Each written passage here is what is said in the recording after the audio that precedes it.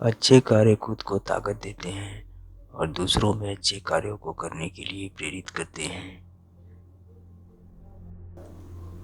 सच्चा इंसान आमतौर पर झूठा होता है।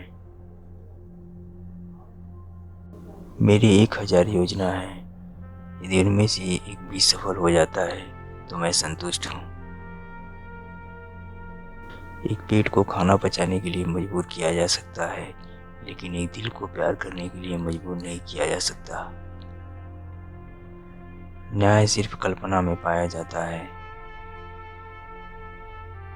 एक अच्छा निर्णय ज्ञान पर आधारित होता है, संख्या पर नहीं। जिस दिन दो सेनाएं परस्पर एक दूसरे का सर्वनाश कर देंगी, तब शायद सभी शांतिप्रिय देश फिर से मिल जाएंगे और अपने सैनिकों को हटा देंगे। संतोष ही एकमात्र वास्तविक संपत्ति है। मुझे लोग पसंद नहीं है, लेकिन फिर भी मैं बहुत दयालु हूँ। सम्मान की चाह रखने के लिए केवल सम्मान के योग्य होना पर्याप्त नहीं। मेरे लिए जीवनियाँ लिखना असंभव है, जब तक कि वो छोटी और संक्षिप्त न हो, और मुझे लगता है वे सबसे प्रभावी हैं।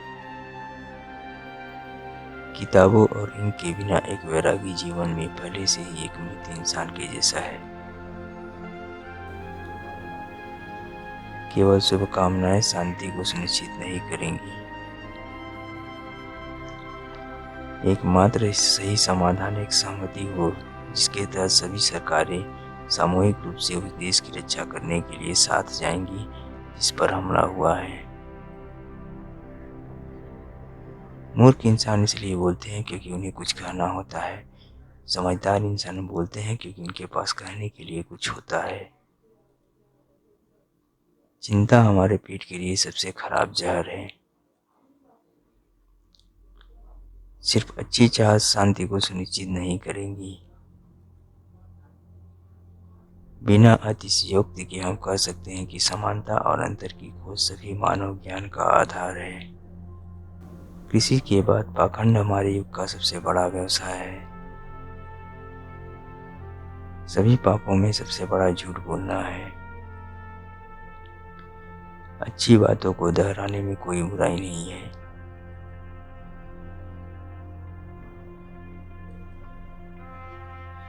घर वह है जहाँ मैं काम करता हूँ, और मैं हर जगह काम करता हूँ।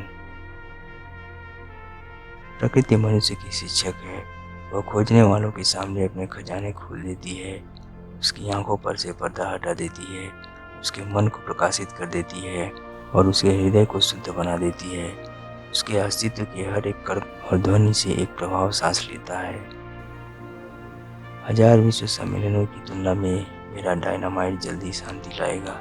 जैसे ही लोग जान जाएंगे कि एक क्षण में पूरी की पूरी सेना नष्ट हो सकती है, वे निश्चित रूप से शांति का पालन करेंगे। यह मेरी इच्छा है कि नोबेल पुरस्कार प्रदान करने में उम्मीदवारों की राष्ट्रीयता पर कोई विचार नहीं किया जाना चाहिए, लेकिन सबसे योग्य को पुरस्कार प्राप्त होगा, चाहे वह स्कैंडिनेवियाई हो या नहीं। मैं चाहता हूँ कि सारी बंदूकें नरक में भेज दी जाएं। वही उनके प्रदर्शन और प्रयोग की सही जगह है।